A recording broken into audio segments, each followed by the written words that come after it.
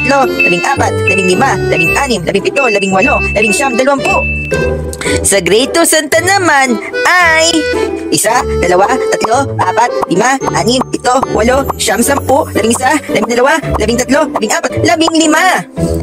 15 lang yung sa kanila. Yung amin ay 20. Di, mas marami po yung amin. Andaya, dinaya kami. Hindi kami madaya, ha? Teka. Pag-usapan natin to ng maayos. Alam ko ang sagot sa inyong mga katanungan. Pero bago muna yan, 1, 2, 3, start!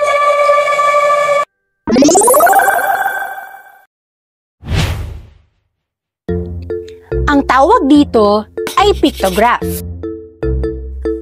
Pictograph? Oo, sabihin nyo nga, pictograph. Pictograph. Mahusay. Kayo nga mga statist kids, sabihin nyo nga ang ating magic word. Tama. Ano kaya ang baybay ng pictograph? Sabayan nyo si Moymoy at si Liza. P-I-C-T-O-G-R-A-P-H.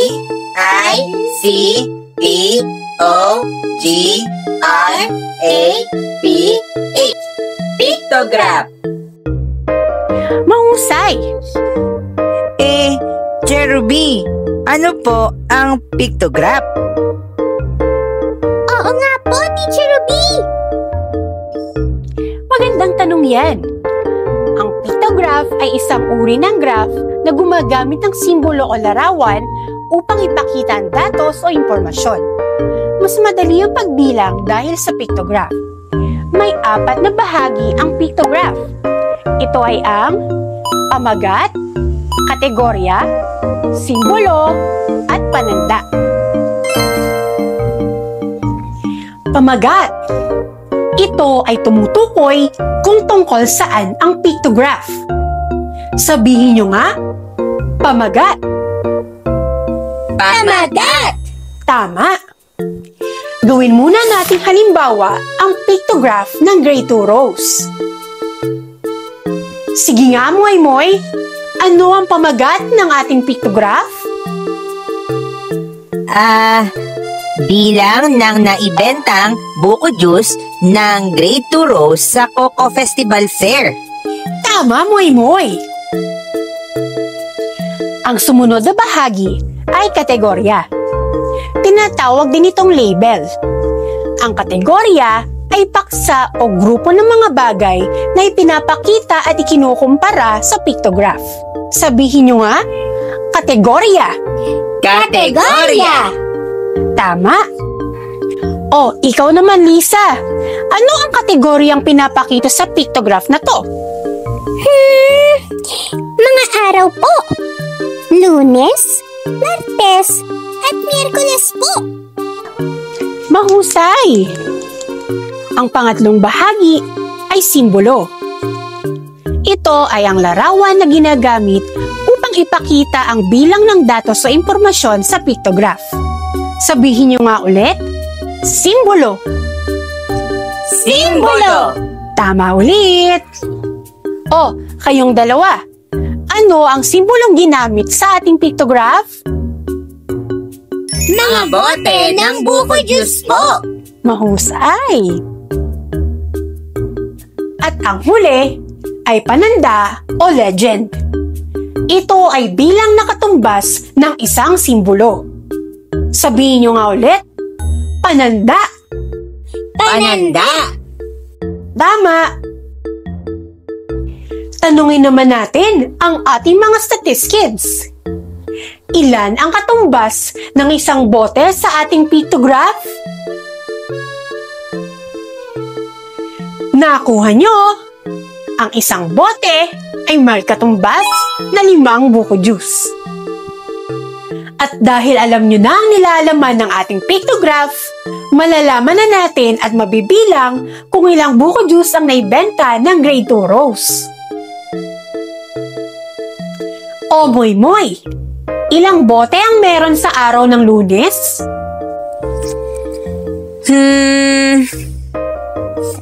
Isa, 2, 3, 4, 5, 6, 7, 8. 8 po, Cherubi. Tama. Meron tayong 8 bote sa araw ng Lunes. At dahil ang pananda natin ay 5 buko juice, gagamit tayo ng skip counting by 5. Sabayan niyo akong lahat. 5, 10, 15, 20, 25, 30, 35, 40. 40. Ilan lahat? Aha! Ang naibenta pong buko juice noong Lunes ay 40 o 4 na po. Tama ka dyan, Moy. Madali lang po palang magbasa ng pictograph, Cherubi. Oo, madali lamang, di ba? May isa pang paraan ng pagbilang sa pictograph. Ito ay ang repeated addition o paulit-ulit na pagdadagdag. Sige nga, subukan natin ang husay ni Lisa. Ilang buko juice ang naibenta noong araw ng Martes? Kayang-kaya ko po yan, Cherubi. Tara mga Kastates Kids, sagutin natin. 5 bote ang meron sa Martes. Kaya ito ay 5 plus 5 plus 5 plus 5 plus 5. Edi, 5 plus 5 is equal to 10. Plus 5 ay 15. Plus 5 ulit ay magiging 20. Dagdagan ulit natin ng 5 at magiging 25. Cherubi, 25 o 25 buko juice po ang naibenta noong Martes. Magaling, Liza! Oh, ikaw naman, Moy. Ilang buko juice ang naibenta noong Miyerkules? Gumamit ka ng skip counting. Sige po. Oh, ako naman ang sabayan ninyo, mga Kastates Kids. May 7 bote ang meron sa Miyerkules. Ang gagawin natin ay skip counting by 5. Edi 5, 10, 15, 20, 25, 30, at ang sunod ay 35. Cherubi, ang naibenta pong buko juice noong Miyerkules ay 35 o 35 po. Very good, Moy. Tingnan naman natin ang galing ng ating mga Statis Kids. Anong araw ang may pinakamaraming benta ng buko juice?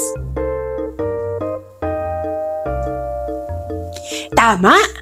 Ang sagot ay Lunes na may 40 buko juice.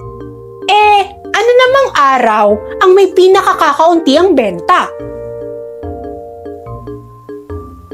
Mahusay! Ang sagot ay Martes na may 25 buko juice. Sige nga, Moy at Liza.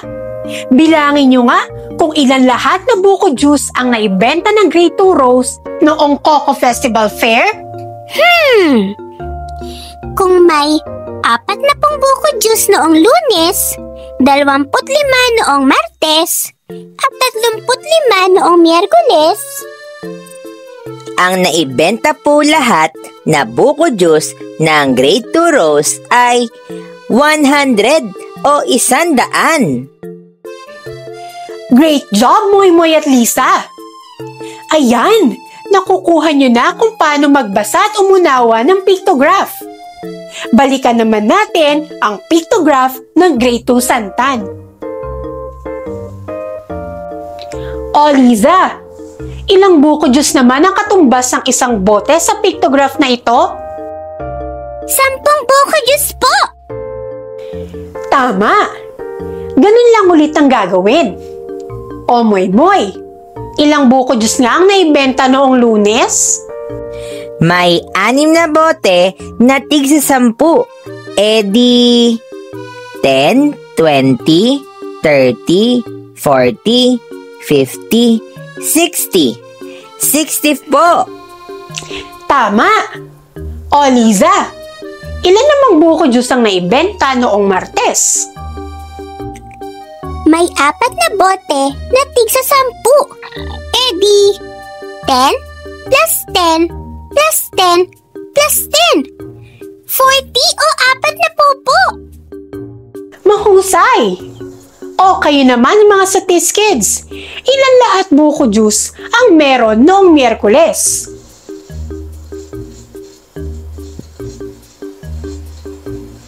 Tama! Ang sagot ay 50 o 50 buko juice. Ilan naman lahat na buko juice ang naibenta ng Grade 2 Santan? Kung may 60 buko juice noong Lunes, 40 buko juice noong Martes, at 50 buko juice noong Miyerkules. Ang sagot po ay 150 o 150 buko juice. Tama na naman! O ayan, masasagot na yung pinagtatalunan nyo kanina. Ang Grade 2 Rose ay may 100 buko juice at 150 naman sa Grade 2 Santan. Sabi sa'yo, Moy eh. Panalo nga kami. Oo nga, Lisa. Pasensya ka na kanina. Nasabihan ko tuloy na madaya kayo. Wala yun, Moy. Pasensya ka na rin kung napataas ang boses ko kanina. Congratulations ulit sa inyo, Lisa. Sa susunod na Coco Festival, mas gagalingan pa namin ang pagtitinda. Aasahan ko yan, Moy. Salamat po, Cherubi. Ngayon ay naintindihan na namin kung ano ang pictograph. Walang anuman, Moy at Liza. Natutuwa naman ako at nagkaayos kayo agad. Kaya, laging paalala ni Teacher Ruby na laging basahin at suriin mabuti ang mga impormasyong inyong nakikita upang maiwasan ng kalituhan at hindi kayo maguluhan. Usong-uso pa naman ngayon ang fake news. Kagaya na nangyari sa amin ni Moy. Hindi agad namin nabasa yung pananda sa ibaba. Nagtalo tuloy kami ni Lisa. Hehe. Siya, magpapaalam na tayo, Lisa. Paalam po, Cherubi. Bye, Cherubi. Bye, mga Statis Kids. Paalam sa inyong dalawa. Hanggang sa susunod nating pagkikita. Ayan, natapos na rin ang problema ni Moy at Liza. O, kayo naman ang aking i-challenge. Subukan ko nga kung anong natutunan nyo sa ating aralin ngayon. Suriin ang pictograph na aking ipakikita sa inyo. Pagkatapos suriin ang pictograph, sagutin ang mga sumusunod na tanong bago matapos ang takdang oras. 1. Ano ang pamagat ng pictograph?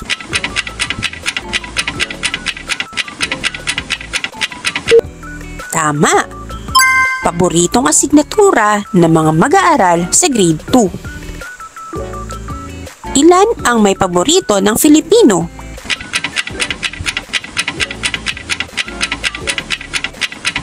Mahusay! Ang sagot ay 12.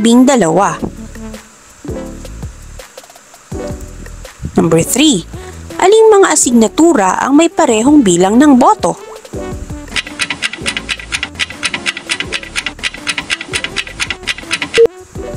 Tama ulit. Ang sagot ay English at Math. Number 4. Ilan ang bumoto sa makabansa?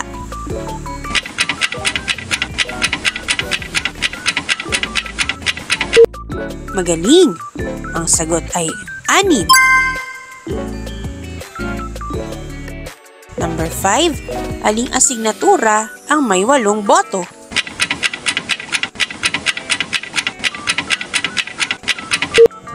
Tama! Ang sagot ay GMRC. O mga Statis Kids, nasiyahan ba kayo sa ating aralin ngayon?